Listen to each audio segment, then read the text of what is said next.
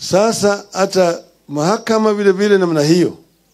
Nuna juzi anasema mtu ambaye ako hapa kama Mkenya ati wewe unachagua matatu. Uhame Kenya, niweke wewe jela au uende mbinguni. Je, hiyo ni mtu gani? Yeye mtu ni rais kweli? Wewe ni rais? Wewe sasa kama mtu kama mimi nihame Kenya niende wapi? Yeye anasema akuweke wewe jela. Kupeleka mtu jela kwanza mpaka uchunguzi ifanyike, apatikane ana hatia, ipeleke mahakamani, mahakama iridhike kwamba jamaa kumbe ana hatia, ana makosa, ndio mahakama yaamue kupeleka wewe jela, ama sivyo?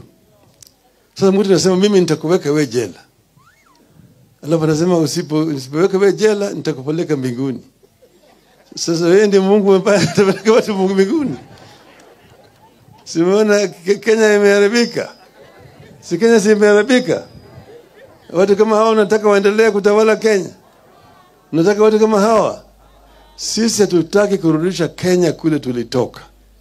Nataka Kenya ambayo inatawaliwa kwa njia ya kidemokrasia, serikali yenyewe inafuata sheria.